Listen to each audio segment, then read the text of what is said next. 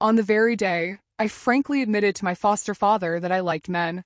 He sat in front of my father's grave and drank 3 whole bottles of white liquor, one after another. That night, I took advantage of the muddy waters to fish, catching him and taking possession of him. When the drunkenness slightly faded, I sat by the edge of the bed, feeding him hangover soup spoonful by spoonful. His voice was hoarse as he gently advised me, "Xiaohe, you are not like me. Do not imitate me in everything. You should live a normal life. Find a woman to marry and have a child. I will not marry anyone but you, father.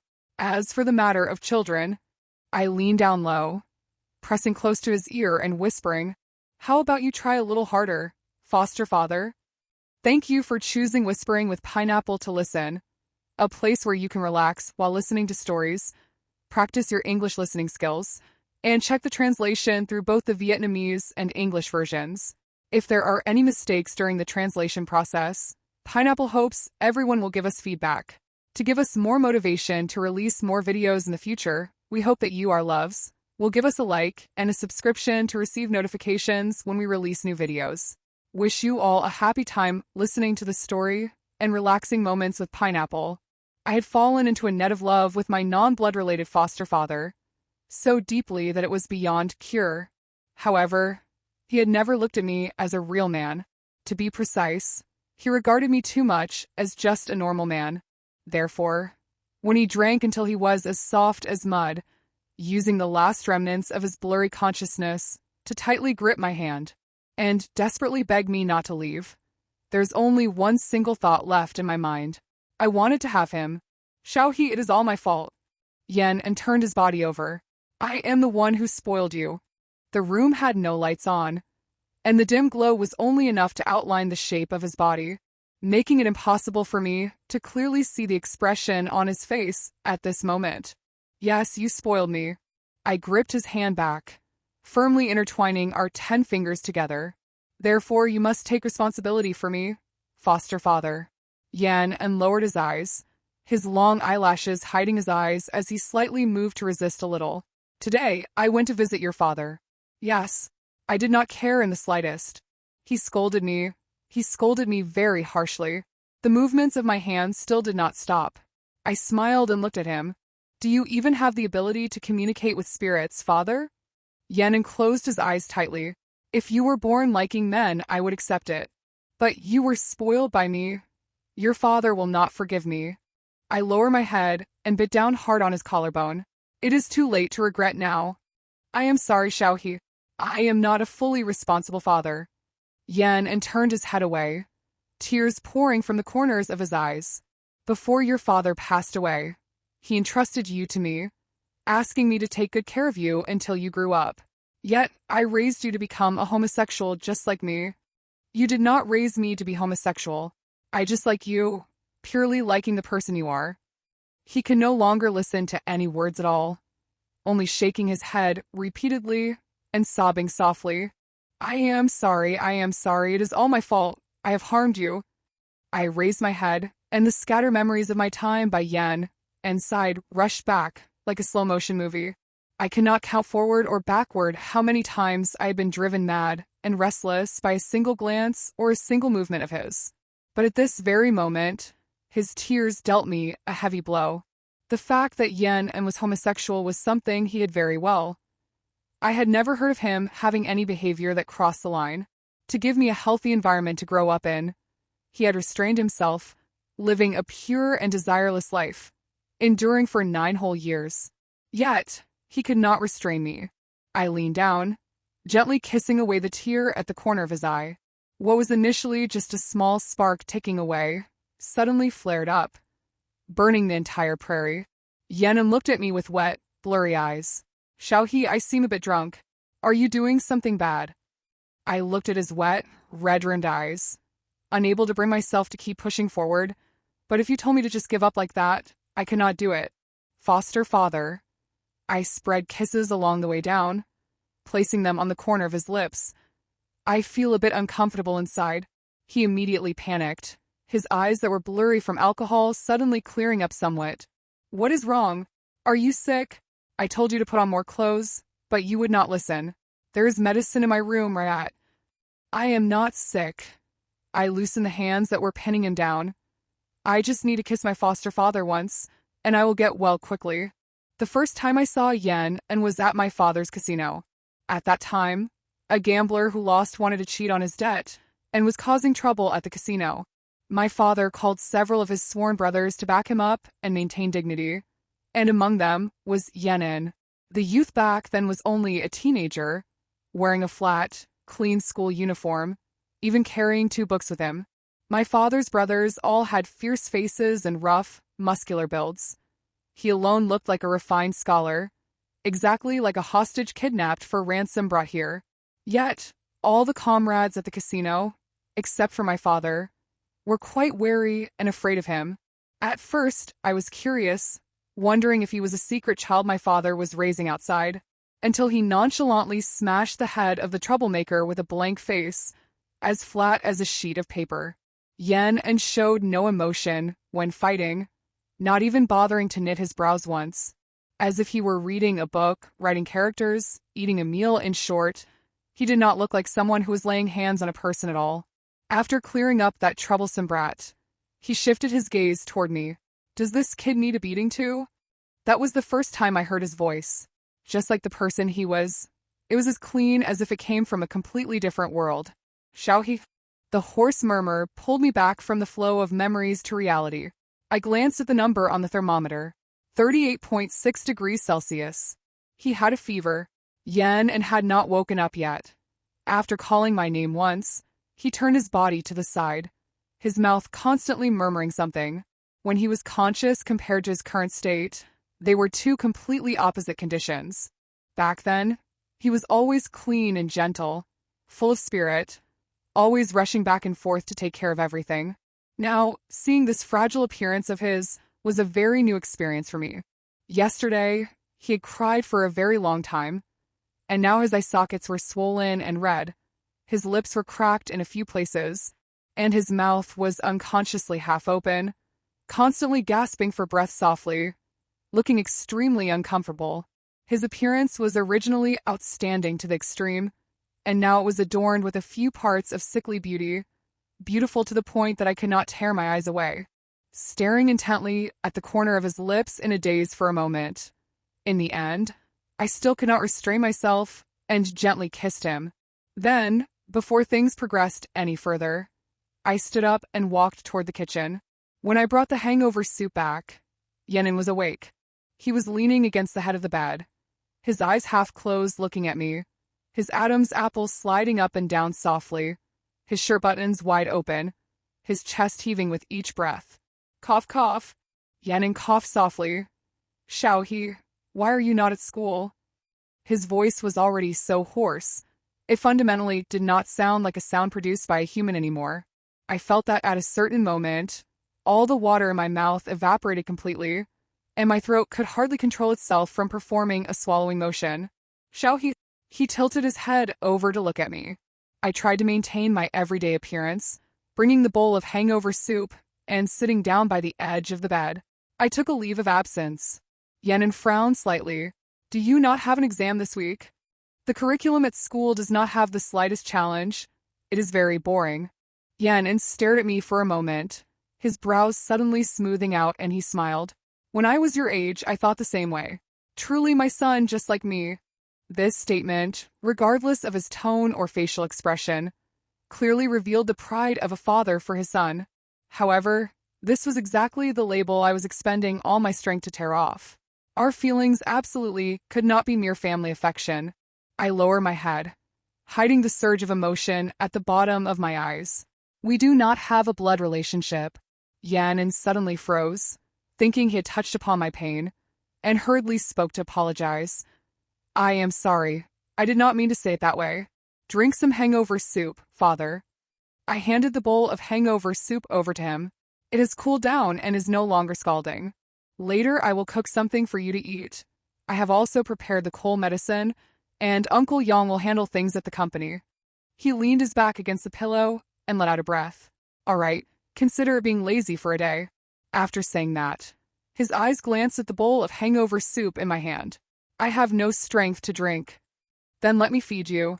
After a short silence of about a few seconds, Yen slightly opened his mouth. Ah!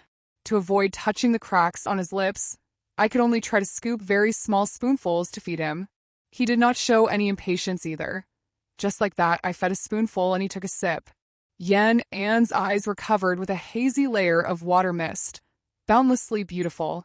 After feeding half the bowl of hangover soup, my hands could no longer restrain themselves from trembling violently. Yen clearly had no appetite. He forced himself to drink half of it and then refused to open his mouth anymore, turning his head to one side to strike up a conversation with me. Yesterday, I went to visit your father. I set the bowl of hangover soup down on the table, sitting opposite him, continuing the words for that unfinished sentence. He scolded you very harshly. Yen was a bit stunned, opening his eyes wide to look at me. How did you know?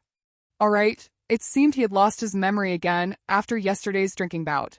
Yen was good at everything, except his alcohol tolerance was terrible.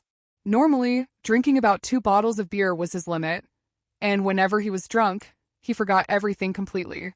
When my father was alive, the old man used to say that if Yen drank until he was drunk, he would not even know if someone pinned him down and humiliated him. My father had no high education, speaking roughly and crudely, not even bothering to avoid or restrain himself right in front of me. Each time like that, Yen would use his hands to tightly cover my ears, repeating next to my ear like reciting a mantra. You did not hear anything. He knitted his brows tightly and thought for a while. I remember I was drunk, made a phone call to Lowley, and then fell asleep right in front of your father's grave. And then what? I raised my eyes to look at him, both slightly hoping he still remembered, and partly afraid in case he really did remember. At least until now, the feelings Yen had for me were still pure family affection, not mixed with any impurities at all. If he knew that I had a desire that exceeded the boundaries of family affection for him, knew what I had done to him last night, how would he react? Would he be afraid, corporate, and leave me? I stared intently at his face, which was sinking into the stream of memories, my fingers unconsciously tightening into fists. No matter what the result was, I absolutely could not let him leave me. Yen shook his head slightly, his eyes suddenly lighting up. I remember now. My heart skipped a beat and I froze. So, you said you like men. That was before you got drunk, father. For a moment, I did not know whether to laugh or cry. Yes, it was precisely because of that matter that I went to find your father to drink. Yen raised his hand, blocking the light shining in front of his eyes, hoarsely advising me. Shao, you are not like me. Do not imitate me in everything. You should live a normal life. Find a woman to marry and have a child. I will not marry anyone but you, father. As for the matter of children, how about you try a little harder, foster father? Slap. The sound of a hand colliding with flesh was not loud, but both of us froze in place. It was not that I had never been beaten. When I was young, my father had a hot temper, pulling me out to teach me a lesson every 3 days or half a month. But since Yen took over raising me, throughout the past 9 years, this is only the second time I was beaten. The first time was also being slapped by him, right at the Eastern Cemetery, before my father's tombstone. The day Yen took over the casino and me from my father's hands, he had not even graduated from university. That year he was 21 and I was 10. Around my father, there were hardly any people who could be considered normal. The casino was the old man's half-lifetime effort, yet it was easily handed over to a brat whose nose was not even dry like Yen. One wave after another refused to submit, and people inside the house also tripped him up both in the light and in the dark. During that period of time, neither the inside nor the outside was peaceful. But Yen was not afraid. Not only was he not afraid, but he also brushed aside everyone's objections to eliminate the casino, honorably and rightfully opening a company. He poured all his thoughts into the career and into me, officially dropping out of school by his 3rd year of university. The gossip and rumors also began to reach my ears starting that year. My father had several sworn brothers who had nothing to do when they were free except gather to drink wine together. Those scumbags rolling in the underworld were good for nothing except fighting. But out of respect for their old friendship with my father, yen and arranged a few idle puppet titles for them in the company. The monthly salaries still paid regularly without missing a single penny. On the outside, they treated yen and quite cordially. But whenever the wine exceeded 3 rounds, they began to spew out a belly full of grievances. The matter of yen and being a little lover kept by my father also came right out of their mouths. On that day, I rushed like crazy straight into his office. Yen and looked extremely tired, a dark gray shadow firmly stamped under his eyes.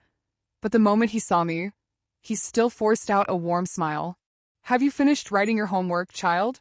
Wait for me a moment. Once I handle the work at hand, I will take you. Did you go to bed with my father?" The smile on his face suddenly froze, unable to be maintained any longer. "Who did you hear that from? Answer me yes or no." Facing Yen's gaze, which was flat to the point of being somewhat cold, I felt my body tremble slightly, but I still stubbornly and obstinately hardened my neck to confront him. Yen did not say another word, grabbing me and dragging me out of the company. No matter how I resisted or screamed, he maintained absolute silence, until he threw me down before my father's grave. Only then did he deal me a very powerful and decisive slap. Buzz. After a short ringing in my ears, the burning and stinging sensation on my face caused me to uncontrollably tilt my head to one side. When my vision fixed back into place, Yen was staring blankly at his own hand that had just swung up, as if he wanted to see through from where the command was issued, causing him to make this action again. I used my gaze to sneak a look at him, taking advantage of his lack of attention to forcefully bite and tear my tongue. "I am sorry, Xiao." Yen moved his lips, his gaze looking at me with an implicit fear of not being forgiven. But more than anything, it was unceasing heartbreak and regret. "I did not mean to, I just..." His chest heaved violently, a hand extending toward me, but the very moment it was about to touch me, it abruptly yanked back, just like being afraid that it would hurt me once again. That appearance was so cautious. I turned my head back to face him, proactively taking his hand and pressing it tightly against my cheek. His body temperature was very high, transmitting from his palm to my cheeks, which were painful to the point of sensitivity. I could not restrain myself from slightly tilting my head, my lips as if accidentally brushing across his fingertips. That short moment, which had to be measured in milliseconds, damnably caused a wave to rise in the human heart, surging fiercely. I licked the corner of my mouth, the streak of blood at the tip of my tongue following along to stain the edge of my lips. "I am fine. Foster father's beating does not hurt at all." Yen looked at the fresh streak of blood on my lips, the heartbreak in his gaze overflowing, unable to be hidden. "But you are bleeding." Then, I fully infatuatedly pressed close to his palm, my eyes half closed staring at him from top to bottom. "Does foster father want to compensate me?" Yen looked at me with a blurry, bewildered gaze. "Compensate?" "Yes." My vision stopped completely on his person. I felt his fingertips tremble for a beat, and then very quickly he shook his head with all his might. The panic in Yen's eyes was like a scoop of cold water poured straight into the fire that was kindling at the bottom of my heart. He looked in terror at the fresh streak of blood still remaining on my lips, then looked down at his own hand that had just swung up, his thin shoulders under the wide-open shirt trembling violently. The unceasing heartbreak and regret intertwined with ultimate fear showed clearly on his face, which was pale due to the late fever. Taking advantage of that caution and weakness of his, I took a step further, pressing my face into his burning palm, intentionally letting my blood-stained lips brush lightly across his slender fingertips, lowering my voice to whisper like a small beast demanding pity. "Foster father, you beat me until I bled. Do you want to compensate me?" I thought that with his unconditional indulgence over the past 9 years, he would soften his heart again, would be just like the night before and lose to my aggressiveness. But I was wrong. When his fingertips moved slightly, instead of a comforting caress, Yen abruptly used force to violently push my hand away. The violent pushing force was enough to make me stagger, almost falling off the edge of the bed. His gaze in a flash suddenly changed from watery and blurry to a cold alertness, piercingly clear to a terrifying degree. Exactly like the day that teenager in his teens nonchalantly smashed the head of the troublemaker at the casino years ago. Yan sat straight up, not bothering to look at me even once, his thin hands unhurriedly, but decisively fastening every single button of the shirt that had been flung open, erecting a sturdy, isolating wall.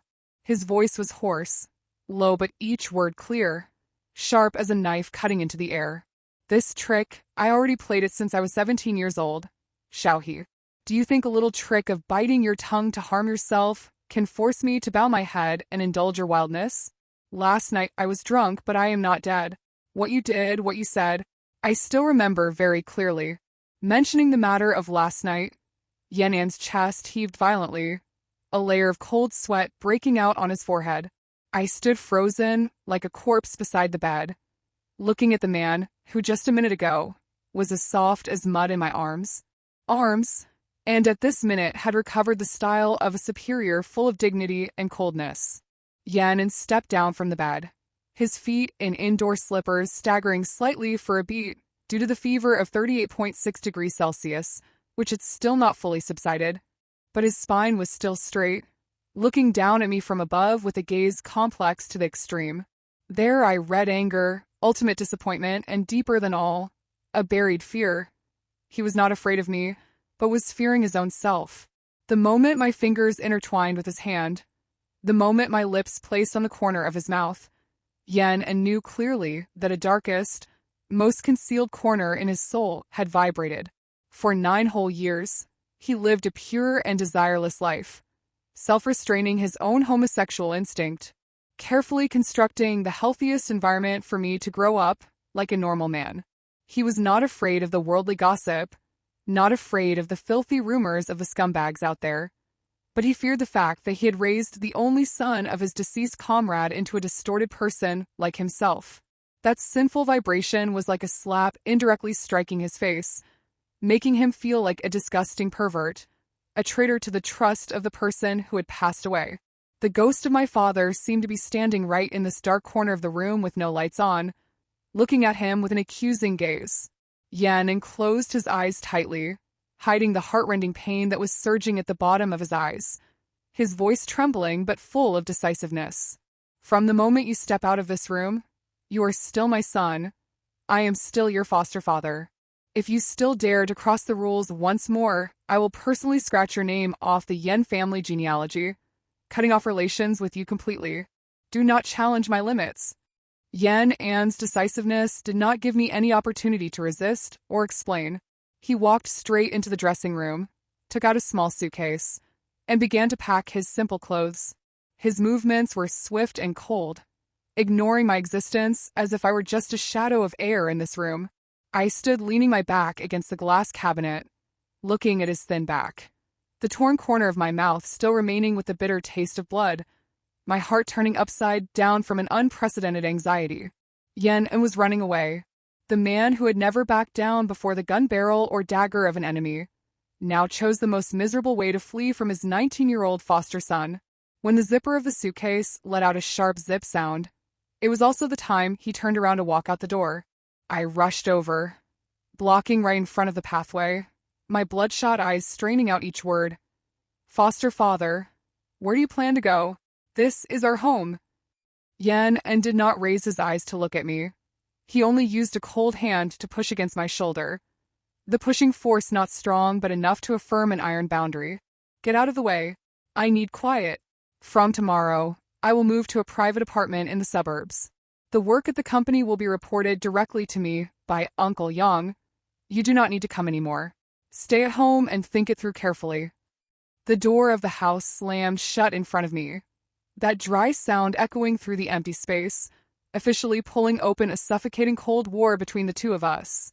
The days after that for me were as long as a century. The house that once overflowed with the clean scent of Yan'an, the smell of hangover soup, his soft coughing sound whenever he worked late, now only had solitude surrounding me. How could I be reconciled? How could I be reconciled when I had tasted his flavor, when I knew clearly that he did not reject me as he kept deluding himself? I began to frantically search for his whereabouts through Uncle Yang, but that loyal assistant only shook his head and sighed, advising me to give Yen time. But I had no time. The madness and possessive desire in my casino blood were screaming every night, urging me to drag him back to my side at all costs. Knowing the address of the old apartment building where Yen was self-imprisoning, every night, after finishing classes at school, I drove there. I did not go upstairs, did not knock on the door, because I knew my sudden appearance would only make him build the defensive wall even higher. I chose to stand below the windy apartment lobby, tilting my neck to look up at the window on the 7th floor, where the dim yellow light of his room always stayed on late. That apartment was small, cramped, and old, completely unworthy of his current status as chairman, but he chose it, choosing to torment himself in a confined space to punish the mistake he imposed upon himself. Looking at Yen's thin figure occasionally reflecting through the thin window curtain, my heart tightened with bouts of pain. He was getting thinner. I knew that clearly through the short work reports from Uncle Yang.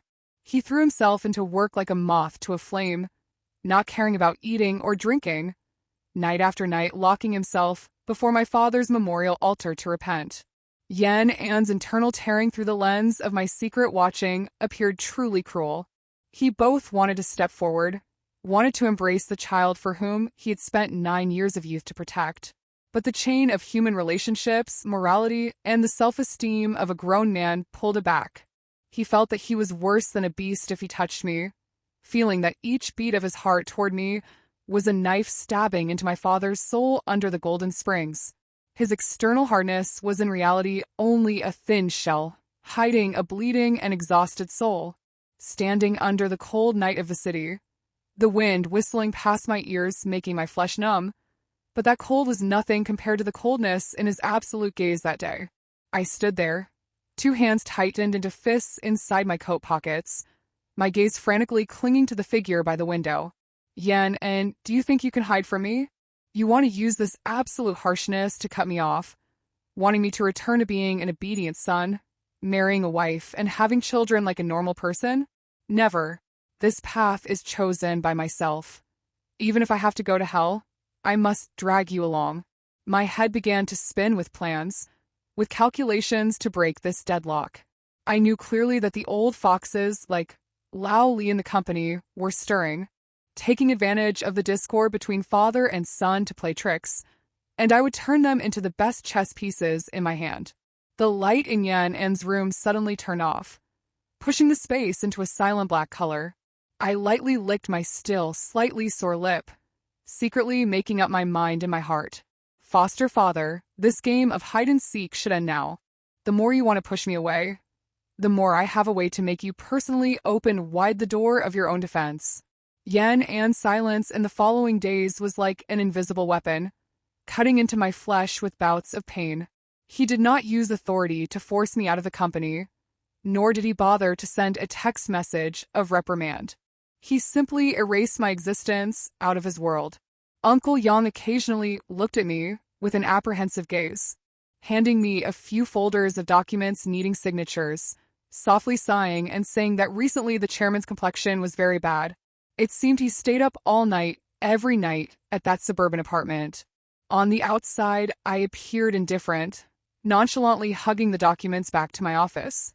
But my chest tightened to the point of difficulty breathing. I knew he was torturing himself, knew he was using the busyness of work and the confined space of the old apartment to punish the sin in his thoughts. He wanted to prove to me that without me, he was still the steadfast, clean, and inviolable Yen and of the past. It was precisely the pride and subjectivity of a grown man who had been through a lot that pushed him into the sights of the old bats lurking in the shadows of the company. The crowd of Lao Li and the few sworn brothers from my father's time sniffed out the scent of discord between father and son very quickly. For a long time, they had been resentful because they were deprived of the casino by a scholar like Yen, forced to sit quietly eating his salary as pillars in a formal company. Now seeing that the only backing he had, the reckless blood of mine, had temporarily departed, they immediately stirred a plan. Late one afternoon, Uncle Yang brought an invitation copy into my room, his face extremely worried. Those old foxes used the pretext of discussing an old real estate project from the time my father was alive. spreading out a reconciliation feast at a restaurant located deep inside a small suburban alley, right near where Yen and was residing. When I learned the news, Yen and had already gone to the meeting alone. He refused the driver, and refused even the accompaniment of Uncle Yang. His arrogant stubbornness at this time was clearly wanting to perform for me to see. He had enough capability to handle this pack of vermin, just like 9 years ago, and he could completely protect himself without needing the madness and protection of his wild foster son. At the VIP room, which was tightly filled with the smell of cigarette smoke and strong liquor of the restaurant, Yenin sat alone opposite 5 or 6 fierce-faced men. The sounds of loud laughter and the clattering of bowls and plates colliding rang out piercingly. Lao Li took a large sip of white liquor, showing his yellow teeth to look at him, his tone heavily reeking of sarcasm. Yen, and recently I heard you moved out to live? What is wrong? Xiao, he's grown up. His wings are hard, so he does not bother to listen to his old foster father anymore. Or did you live in a way that he despises you? Yen and sat with a straight back, his shirt buttons still carefully fastened to the highest notch, just like his regulated character. His face was pale under the chandelier light, but his eyes were icy cold without a ripple. My family matters do not trouble you to worry, brothers. Today's appointment to meet here is to discuss finishing the remaining shares of the East Project, not to chat about gossip. Oh, you are so hot-tempered. Another uncle, his face full of scars, brushed it off, brutally pouring a full glass of high-proof white liquor and pushing it to the front of Yenin. Say what you want. Back then, if there was no protection from Xiao He's father, how could a scholar who cannot even tie a chicken like you keep his life to advance like today? You are noble, opening a big company, so you want to wipe clean the old casino trough of the past? This glass is to commemorate the big brother. If you do not drink, it means you despise the soul of the dead, and despise all of us brothers. The 2 words dead person and Xiao He's father were like a nail driven straight into the fatal weakness in Yan An's heart at this time. Throughout the past few days, he had been besieged by a sense of guilt toward my father. Now, being brought out by these people to be publicly provoked, his chest was choked, and his mind, which was originally tired from lack of sleep, suddenly became chaotic. He looked at the crystal-clear glass of liquor in front of him, his teeth clenched to the point that his jaw muscles trembled. He wanted to prove that he did not have a guilty conscience, wanted to prove the relationship between him and my father, between him and me, always lay within the framework of morality that he worshipped. Yen and coldly reached out his hand to take the glass of liquor. After drinking this glass, we signed the papers. He drank it all in one gulp, the pungent liquid rushing straight down his throat, burning his heart. But Yen and did not know that, right at the bottom of that liquor glass, the old foxes had secretly put in an extremely high-concentration aphrodisiac drug smuggled back from illegal foreign casinos. Their tactic was very filthy, but extremely cruel. They wanted the drug to take effect, causing this noble, clean chairman to lose his reason, personally taking off his shirt to beg before a camera lens that had been hidden ready in the corner of the room. They wanted to use those humiliating reels of film to blackmail him, forcing him to sign the papers transferring the entire management rights of the company, crushing his self-esteem under the soles of their feet. Only less than 10 minutes after the glass of liquor emptied its bottom, Yenin began to feel something unusual. The hotness from his lower belly rose up fiercely, burning the last remnants of his reason, his vision beginning to sway and blur, his face flushed red in an abnormal way, his Adam's apple sliding up and down continuously, his breathing becoming rapid and impatient. He raised his hand to lightly claw at his shirt collar, wanting to loosen the suffocating button, but his hands had already begun to tremble, turning soft with no strength left. Seeing Yan An's expression, Lao Li and the others looked at each other, the smiles on their faces becoming even more triumphant and lewd. Lao Li stood up, walked around behind his back, placed his rough, filthy hand on Yan An's thin shoulder, whispering into his ear in a greasy tone. "What is wrong, brother? It is very hot, right? Let the brothers help you take off your shirt to cool down." Yan and used all his remaining strength to fiercely fling his hand away. but his entire body had lost balance, collapsing onto the wooden table surface, his wet eyes full of water mist, overflowing with fury and helplessness. He bit his lip tightly until it bled to find a bit of alertness, and in his mind at this time, besides ultimate terror, it unconsciously materialized a single face. Shall he save me? The night fell, swallowing the whole city into a thick, cold space. I sat alone in the car, turning off all lights, staring intently at the phone screen, which was shining brightly on the steering wheel. On the digital map, a small red was standing still at the edge of the suburbs, the area of the discreet restaurant that Lao Li's crowd chose to spread the feast. Yen and thought that he had successfully cast me out of his world. He thought the suitcase carried away that night could cut all connection lines between the two people, but he was too naive. Since the day I realized I could not live without this man, I had spread out a net surrounding him, silent and patient. The phone he used every day, from the global positioning location to the remote microphone audio access right, all lay within my control. The pride of an adult made him subjective, while the madness of an infatuated person forced me to guard against all contingencies. I put on my headphones, pressing the button to activate real-time audio recording. Amid the buzzing sounds of static noise, Yanan's hoarse but straight voice rang out, confronting directly the provoking, humiliating words heavily reeking of liquor from the underworld scumbags. After drinking this glass, we signed the papers. When that sound entered my ears, my chest suddenly tightened. He drank it. My Yan, who was always regulated and alert, actually accepted to compromise before the coercion bearing the name of my father. Immediately after that, the sound in the machine transmitted those lewd loud laughs, the sound of tables and chairs shifting, and the greasy, bantering words of Lao Li about taking off the shirt to cool down. At the same time, my phone vibrated. The screen displayed an incoming call from Uncle Yang.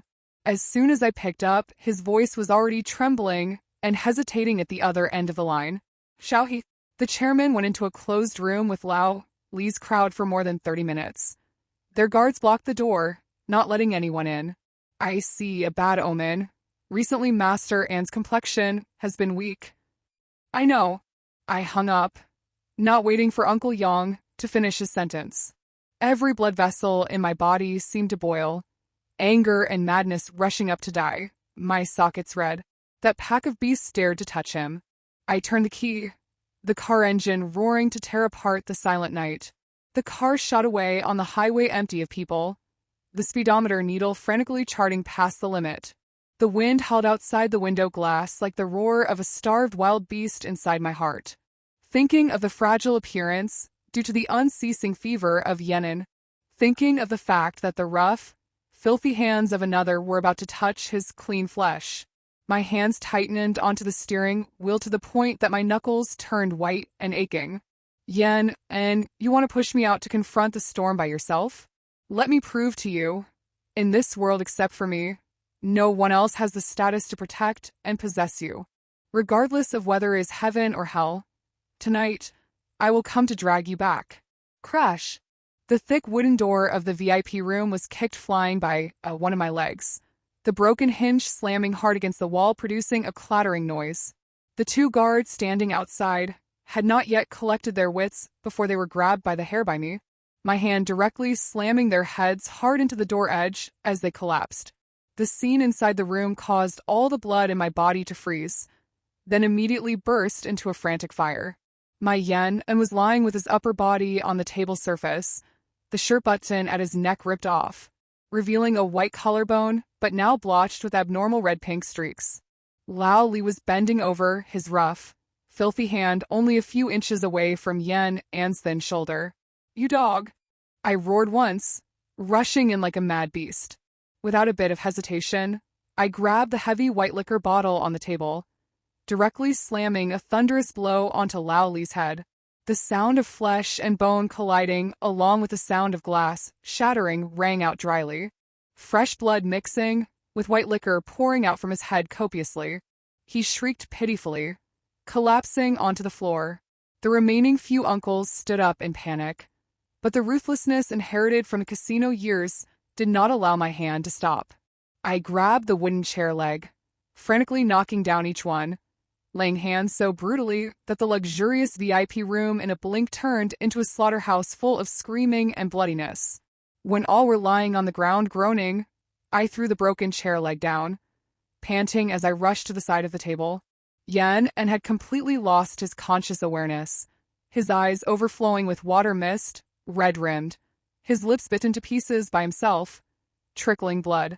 Foster father. I tremblingly lifted his whole body up. His body was hot like a piece of charcoal, constantly moving, groaning soft cries full of pain. I wrapped my coat tightly around his body, quickly taking him away from that filthy place, ignoring the police car sirens from afar, which were being called by Uncle Yang. On the back seat of the car, shooting through the night, returning to the old apartment, the real storm just began to explode. The high-concentration drug properties met the cold air of the night wind, erupting thoroughly, completely crushing the last dignified defensive layer of Yenin. He was no longer the cold, iron-hard foster father suffocating my feelings.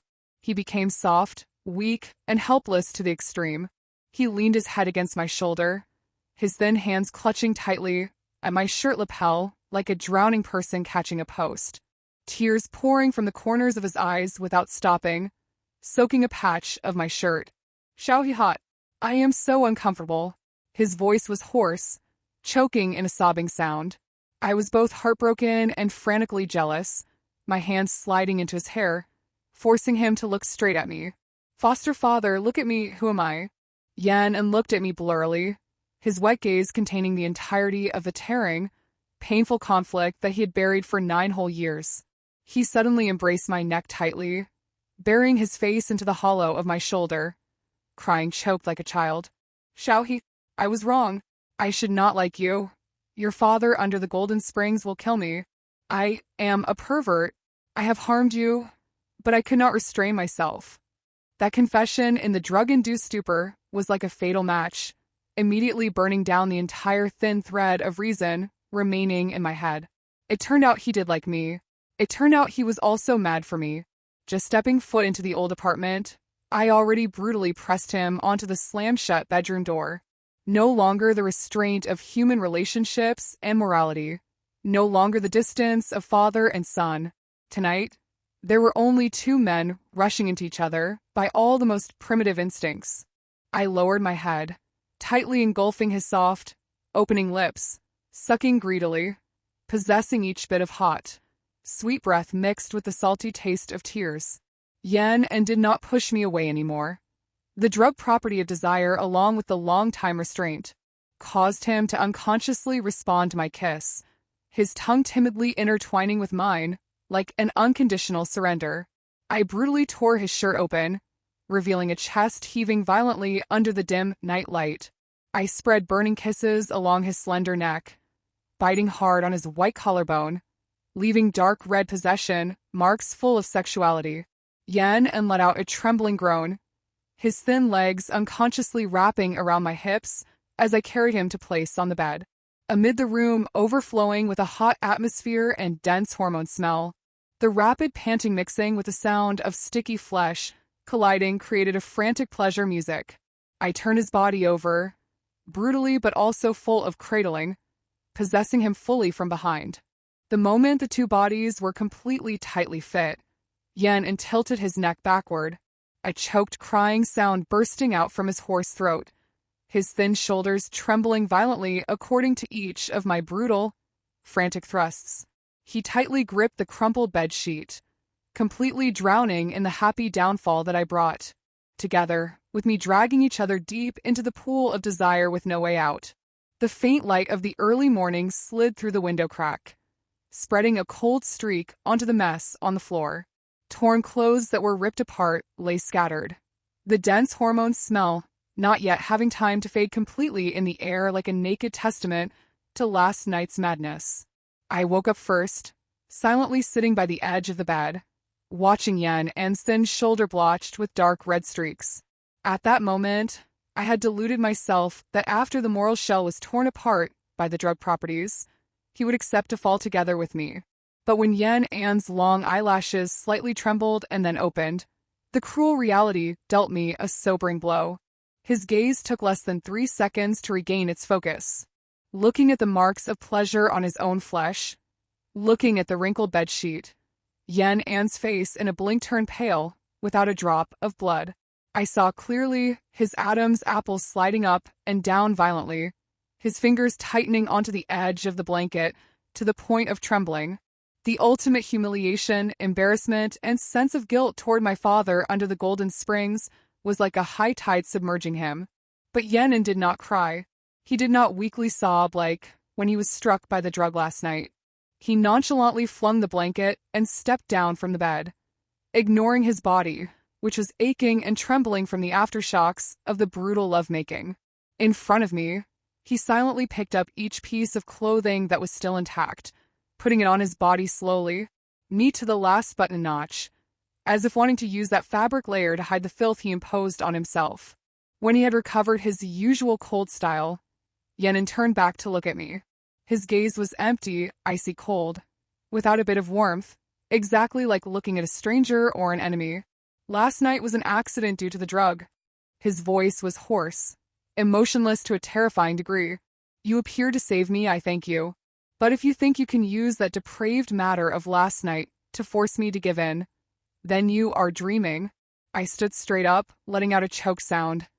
Foster father, you personally said last night I was intoxicated by the drug. The words of a madman, and you actually believe them?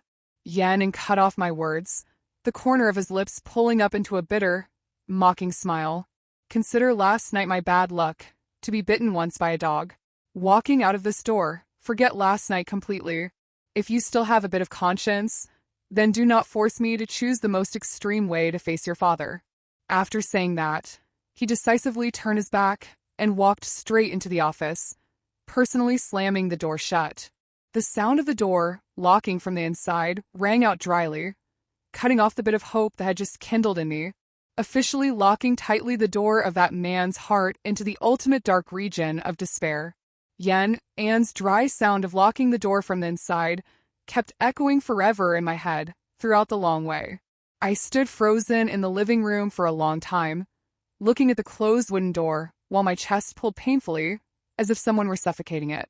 His absolute harshness and empty gaze, when he compared the passionate lovemaking last night to being bitten by a dog, dealt a sobering blow to my arrogance. I realized that if I continued to frantically continued to use the name of love to imprison him, Yen An's moral defensive wall would not collapse, but he himself would personally destroy his own self or disappear from my life forever to keep intact his loyalty to the soul of my father. I had to change. I was forced to draw back the claws of a predatory beast, learning to use patience to wrap around the madness. I did not argue, did not stand outside the door to beg him for a single word anymore. That night, I silently cleaned up the mess in the old apartment, collecting each piece of his torn shirt to bring away for destruction, returning to the bedroom its order and dignity as before. Stepping outside, I immediately contacted Uncle Yang. The audio recording evidence from the remote access on Yen An's phone, along with the video clips extracted from the restaurant cameras, that I forced the manager to hand over right in the night, had been sent straight to the economic and criminal police departments. I did not personally handle Lee's crowd with violence anymore. I brought them into the loop of the law, thoroughly eliminating the roots of the buds that could cause harm to him. I wanted Yen and to see that this 19-year-old child not only knew how to rebel, but was grown up enough to clear the storm for him. After everything at the company temporarily went into orbit under the secret sweep of the police, I began my strategy of gentle rain, soaking the ground. I perfectly played the role of an obedient, understanding, and quietly affectionate foster son. Every morning, I woke up from 5 o'clock, personally entering the kitchen to cook the light, easily digestible dishes that Yen unliked most, carefully stacking them into an insulation box. I did not directly appear in front of him to avoid triggering his rejection, but asked Uncle Yang to bring it to the chairman's office at exactly the lunch hour. On each lunchbox, I pasted a small note written in my firm handwriting. Lotus root soup stewed with pork ribs, low salt. Foster father remember to eat while is still hot. The cold medicine I left in the second drawer. Do not forget to take it. Uncle Yang recounted to me that the first few days seeing the lunchbox, Yan An's complexion was cold to a terrifying degree. He directly threw the box into the trash can right in front of Uncle Yang, throwing out an absolute sentence. Tell him not to do these useless tricks anymore. Hearing those words, my heart was like being cut by a knife, but I did not give up. The second day, the third day, and then for 2 consecutive weeks, the warm lunchboxes still regularly appeared on his desk without missing a single meal. Until one day, Uncle Yang secretly reported to me that Yan did not throw the rice away anymore. That noon, when Uncle Yang came back to the room to take documents, he saw Yan sitting in a daze before his desk, his thin hands lightly caressing the note pasted on the box lid. His gaze looking at my handwriting was complex beyond bound, containing both pain, danvat, torment, and a tenderness that could not be hidden. Yan ate all of that lunchbox, even though when eating, his tears unconsciously dropped into the soup. His heart tightened because of realizing that the child he exerted all strength to push away, the child he threw absolute insults at, calling it a dog bite, was using the most gentle and enduring way to wrap around his injury. The fortified ice wall thought to be impossible to break of that man, under my silent persistence, finally cracked its first fractures. The fracture in Yan An's defensive wall had not yet taken shape when the storm from the dregs of society swept through our lives. Lao Li's crowd, under the frantic and unforgiving sweep of the economic police based on the black folder pile I provided, had been driven to the end of the road. Assets sealed, the arrest warrant hanging over their heads, they were like rabid dogs with broken chains, having nothing left to lose. Before boarding the boat to smuggle across the border to escape abroad, Lao Li gathered all his most frantic remnants, setting a plan to kidnap Yan right at the underground parking lot of the company in order to extort a huge sum and avenge the humiliation at the restaurant the other day. Late that evening, when the entire company building had turned off its lights, Yan stepped down to the parking lot with a body thin and tired. Just approaching the familiar car, from inside the darkness of the concrete pillars, 3 or 4 fierce men with weapons in hand unexpectedly rushed out to surround him. Lao Li stepped forward, his face full of bandages from my beating the other day, his gaze blood-red like a devil. Yan, the rod breaks on the hoarder's back. Today, I must slash this noble face of yours. He roared, brandishing a sharp switchblade knife, rushing straight toward Yan. Yan, although capable, had a weakened body, and the surprise caused him to be unable to completely evade. Right in the moment the cold blade was only a few inches away from his chest, a figure from the side rushed out with terrifying speed, blocking across in front of his face, like a living shield made of flesh and bone. Stab! The sound of the blade deep, inside the flesh, rang out dryly. My entire body shocked violently. The bone-deep pain from the lower belly region rushed straight up to my brain, causing my vision in a blink to blur. Lao Li's blade had stabbed deep into my belly, fresh blood from the wound pouring out copiously. Quickly dyeing dark red the pure white shirt I wore. Shao He! Yan scream tore apart the silent space of the underground parking lot. His voice did not have the usual coldness or dignity. That was the wailing cry of a soul that had just been choked. I used the bit of remaining ruined strength to deliver a thunderous kick into Lao Li's groin, causing him to fall flailing away. The knife pulling out from my belly, dragging a stream of hot blood splashing onto Yan's pale face. Right at that time, the police car sirens roared from the tunnel entrance side, the blue and red lights flashing continuously. Uncle Yang, along with the functional forces, burst in like a storm, quickly pinning Lao Li and his accomplices tightly onto the parking lot floor. The sound of handcuffs clicking shut, sounding out decisively. The bad guy finally had to put his hands into cuffs, receiving the fitting punishment of the law. But Yan had no mind left to look at them. He collapsed onto the blotched blood pool on the cold concrete floor, 2 hands trembling as they tightly embraced my collapsing body. My white shirt was soaked, sticky with a fresh red blood patch full of a pungent smell. In a half-awake, half-unconscious state due to blood loss, my fingers still stubbornly tightened onto the corner of his shirt, as if only needing me to loosen my hand. This man would disappear from my life forever. Foster father, I am fine, do not cry, I murmured, blood trickling from the corner of my lips, but my gaze was still pasted onto his face, which was streaming with tears. Looking at the child he personally protected for 9 years, gasping between the line of life and death. Looking at my blood-stained hand still trying to hold tightly onto his lapel, Yen An's entire worldview, moral boundary, and fear of sin toward my father in his heart completely collapsed, breaking into 100 pieces. He realized that the so-called dignity, the so-called promise to the dead, or the worldly mouths, all became meaningless and ridiculous before my weak breath. If I died, his living in this world would only be a corpse with no soul. Yen and frantically used his hand to tightly block the wound that was pouring blood on my belly, pressing his wet face close to my ear, crying choked to the point of losing his voice. Xiaohe, I beg you, do not close your eyes. I am not running away anymore. I am here with you. Do not leave me and go.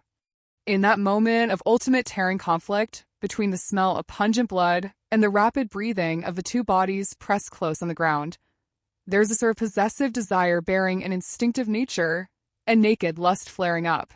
That was not a filthy lust, but the frantic clinging of two souls wanting to blend into one to hold onto life. Yen and did not care about the surroundings. He lowered his head, pressing his trembling lips onto mine, tasting the hot, fresh blood flavor, offering the entirety of his soul's final compromise to his wild foster son before the ambulance shot arrived. The ambulance siren tearing the dark night receded into the past, yielding place to the space overflowing with the smell of disinfectant medicine and the clattering sound of medical equipment in the post-operative recovery room. The surgery lasted 4 hours, ending when the switchblade knife was only a few millimeters away from my aorta. I had stepped across the scythe of the death god, brought back to a special hospital room with an oxygen breather and tangled fluid lines clutching my body. Throughout that time, Yen did not leave the hospital bed by a single step. The shirt on his body was still blotched with the dried blood streaks of mine, his face haggard, his eyes blood-red filled with bloodshot threads due to staying awake. He sat motionless like a statue, his thin hand tightly intertwining with my cold fingers, as if only needing him to loosen for 1 second. My warmth would follow that to evaporate. The hospital room door moved slightly, and Uncle Yang stepped in with a tired appearance after a night of coordinating with the police to seal the casino and assets of Laoli. Looking at the situation of the two of us, Uncle Yang sighed, approaching the side of Yen, setting a small rusted iron box, along with a yellowed envelope down on the glass table. Master In, this is the real relic of the Big Brother back then. The police found it in a secret compartment of the sealed safe at Laoli's private house. It turns out for all this time, he hid it to use it as a mental manipulation weapon, forcing you to shoulder the pile of debts and the casino. Yen tremblingly reached out his hand to take the envelope. On the paper surface, which had aged with time, my father's rough, scratching but extremely decisive handwriting appeared clearly. Each line of characters was like a hammer blow striking straight into his heart. Yen, when you read these lines, I am probably already green grass. I went to the underworld for half my life. Enemies numerous without count. You alone are the cleanest, most decent person I know. I know you are homosexual. Also know all this time you had to suffer many grievances. Bad names from my power-allying brothers to protect my child and me. Xiaohe's character is like mine, silent, extreme, and once he has aimed right at something, he will live and die not letting go. I hand him over to you, not praying for him to be this master or that lady, only hoping the two people lean on each other to live. If later he grows up, stubbornly loves you or does something wrong that causes you grievance, do not blame yourself, nor because of the promise to me self-imprison your life. I only hope you get to live with a light heart, happy. I under the golden springs am fine either way. The letter fell from Yen's trembling fingers, landing lightly on the hospital bed surface. It turned out that the moral shackle all this time binding him, causing him to painfully tear between instinct and duty, was due to his own mind generating it. That close friend had never resented him. That person saw through everything and only hoped he would be happy beside the child he raised. All the injuries, runaways, and brutal words he threw at me throughout the past time suddenly became so ridiculous and heartbreaking. Yen, and collapsed down beside my hospital bed. He buried his face into my hand, which was inserted with the fluid needle. The tears restrained and choked, all this time bursting out, pouring down like rain onto the cold skin. His shoulders shook violently. The crying sound choked at his hoarse throat, ringing out full of pain, but also bringing the ultimate relief of a soul just untied. He proactively raised his head, tremblingly placing a very deep, very gentle kiss onto the back of my hand, where the blood vessels were beating softly under the medical adhesive tape. Xiaohe, I was wrong. I am not hiding anymore, not pushing you away anymore. Yen and pressed his lips close to my ear. His hoarse voice heartbroken, mixed with the frantic spoiling, all this time imprisoned. You madman, I beg you, wake up quickly. 3 months later, the downpours of late summer yielded place to the slight chill of early autumn spreading across the streets of the city. The first instance trial court judging the case of asset extortion, poisoning, and intentional attempted murder of Lao Li's crowd, along with the pack of traitors, finally closed with the most fitting sentence.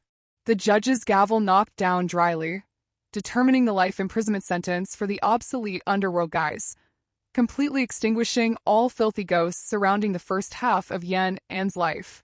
The entire remaining shares were thoroughly recovered, bringing the company officially into the unique ownership right of the two of us. The wound beside my belly after a long chain of days being wholeheartedly cared for by Yen and finally formed new skin, leaving a long dark red scar. But for me, this scar was precisely the most splendid metal, the talisman binding this man into my life forever. When the body completely recovered, the domineering possessive nature that once had to be restrained under the shell of the obedient foster son, inside me officially erupted thoroughly, not steering clear from the house to the office. At the chairman's office room, the late afternoon sunlight pierced through the glass layer touching the ground, covering Yen An's thin stature, burying his head in the document stack. I slammed the room door, locking it from the inside with a decisive click sound. Yen An was startled and raised his head. Before he could throw out words of reprimand, he was approached by me, his armchair brutally turned around, pinning him tightly into the middle of my broad chest. Xiaohe, this is the company. What are you doing untying the shirt buttons? His voice trembled softly, his white earlobes quickly turning red as my fingers unhurriedly slithered under the flat shirt fabric, caressing along his slender waistline. The company currently belongs to us. I lower my head, pressing my lips close to his ear, biting lightly once like a punishment full of sexuality. Foster father has been busy all day. Should you not compensate the child who almost died because of you? Yen An helplessly let out a breath, his wet eyes rising with a familiar hazy layer of water mist. He did not push me away anymore, but unconsciously tilted his neck, receiving my frantic, possessive kiss, sticky and full of masculine hormone flavor, completely letting go of the dignity of a chairman to fall into the frantic spoiling of his 19-year-old foster son. That afternoon, we drove back to the Eastern Cemetery, the source of all storms, and also the place to cast off the soul's chain shackle. The afternoon sky was windy, dry leaves rustling flying around my father's grave. Yen An stood with a straight back before the stone photo of his deceased comrade. This time, he did not bring white liquor, no longer collapsing crying and repenting with humiliating torment. His gaze was flat, strangely peaceful. He turned to look at me, then without a bit of hesitation, proactively extended his hand, tightly intertwining his 10 fingers into my hand without a gap. Yen An looked at the grave, the corner of his lips lightly pulling up into a relieved smile, his voice clean, echoing amid the windy space. Big brother, I could not raise him into a normal man according to your exact wish. But you rest assured, I will use this entire life to repay the life, to lean on and love him. I smiled softly, tightening my grip on his burning hand. I lower my head, placing a very deep, very reverent kiss onto Yen An's ring finger, where the twin platinum ring was shining sparklingly under the bright golden sunset. The forbidden affection, full of pain and heart-rending blood throughout 9 years, right at this moment, finally closed with the most complete and steadfast fulfillment of two souls belonging together. Thank you everyone for listening to all of today's story from Pineapple. Wish you loves a truly joyful and happy day. Hope that everyone will support Pineapple in the next story series.